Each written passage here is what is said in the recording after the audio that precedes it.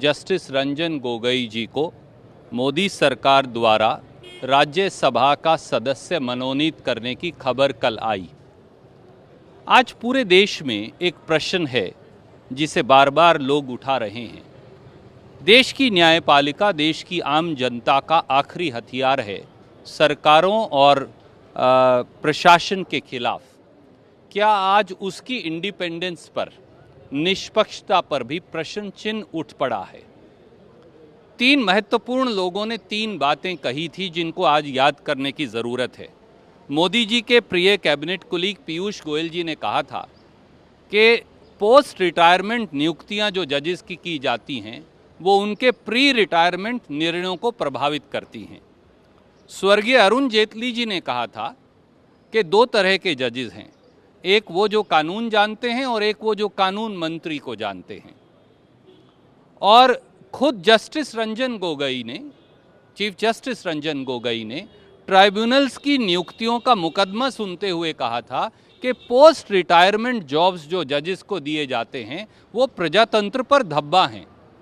आज chief justice Ranjan Gogoi जी की नियुक्ति के बारे में इन्हीं तीनों बातों को समेत जो मुख्य न्यायाधीश रंजन गोगोई जी ने कही थी उस पर आंक लेना चाहिए। क्या सरकार आज ये कह रही है कि बी लॉयल, या लॉयल बनो या जज लोया बन जाओ?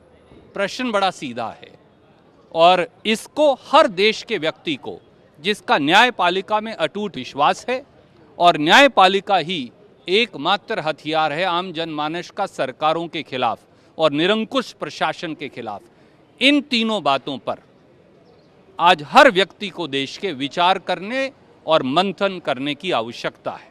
देखिए, मैंने एक सवाल उठाया है, सरकार से मैं जानना चाहता हूं कि क्या ये क्विड प्रो क्यो है क्या? और मैं नहीं बल्कि जस्टिस लोकुर जो सुप्रीम कोर्ट के रिटायर्ड जज हैं, उन्होंने ये कहा कि इनके इस अपॉइंटमेंट से सुप्रीम कोर्ट की इम्पार्शियलिटी के ऊपर कई सवालात उठते हैं। तीसरा ये है कि 2012 में लेट अरुण जेटली ने राज्यसभा में स्पीच देकर कहा था कि रिटायरमेंट से पहले जो फैसले होते हैं जजेस के और उसके बाद उनको अपॉइंटमेंट मिलता है वो फ़ौरन नहीं होना चाहिए। चौथी बात यह है कि इनके कई ऐसे फैसलों से सरकार को, मौजूदा मोदी सरकार को पॉलिटिकली फ़ायदा मिला है, चाहे वो सीबीआई का केस हो, अयोध्या बाबरी मस्जिद का वर्डिक्ट हो या रफाल का मामला हो। गोगोई ने खुद एक सुप्रीम कोर्ट के केस में जो कॉन्स्टिट्यूशनल बेंच थी उसमें उन्होंने बैठकर अपने फैसले में कहा था जो केस था ट्रिब्यूनल मेंबर्स को रीअपॉइंटमेंट का, उन्होंने कहा था कि रिटायरमेंट के बाद अपॉइंटमेंट नहीं होना चाहिए। मैं उम्मीद कर रहा हूं कि मिस्टर गोगोई इसको कबूल नहीं करेंगे। अगर कबूल करते हैं तो वो अपने आप को एक्सपोज कर रहे हैं और कई सवाल निशान उठेंगे। देखिए, जुडिशरी में, जजेस में जो पब्लिक परसेप्शन अगर बनेगा वो खुद हम सबको सोचना है। और आखिर बात यह है कि इनके ऊपर एक महिला ने सेक्सुअल हरासमेंट का एक कंप्लेन दिया था, जो सुप्रीम कोर्ट ने उसको कहा कि उसमें एलिगेशन में दम नहीं है। मगर हैरत की बात यह है कि इनके रिटायरमेंट के फ़ौरन बाद उस महिला को, उसके फैमिली मेंबर्स को दोबारा रीइंस्टेट कर दिया गया। तो बताइए क्या है, क्या कॉन्स्टिट्यूशनल मोरालिटी है ये? देखिए, ये बहुत आपत्तिजनक बात है भी, क्योंकि एक व्यक्ति जिसने राफेल जैसे मामले में फैसला दिया हो और जिनके फैसले पे उस समय भी बहुत सारे सवाल उठे थे, लेकिन सब लोग सर्वोच्च न्यायालय का सम्मान करते हैं, इसलिए किसी ने कोई ऐसी टिप्पणी नहीं की जो न्यायालय के सम्मान के खिलाफ हो। लेकिन निश्चित रूप से लोगों के मन में संशय, आशंका और सवाल राफेल के फैसले के बाद पूरे देश में पैदा हुई थी।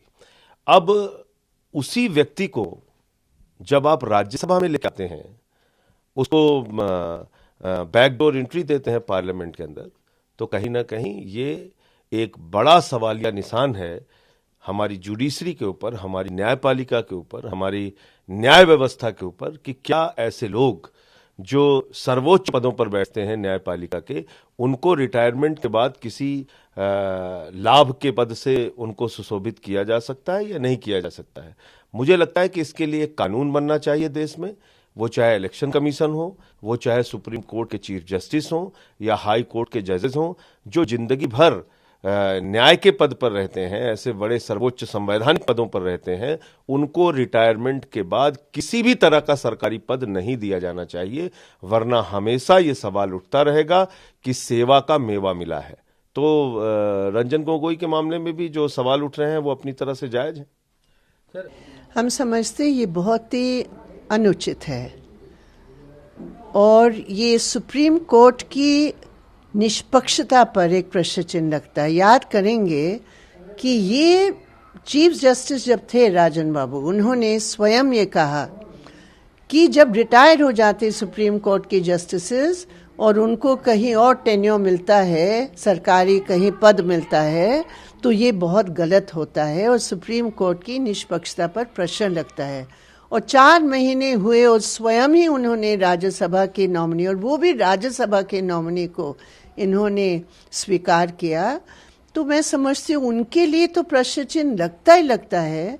लेकिन ये पूरी सरकार का जो रवैया है कि वो सुप्रीम कोर्ट के ऊपर अपना जो प्रभुत्व है संवैधानिक प्रावधान के खिलाफ, वो अपना प्रभुत्व को हर हथकंडे को इस्तेमाल करके वो लागू करना चाहते हैं, और उस प्रयास में ये राज्यसभा का नॉमिनेशन भी एक कदम है।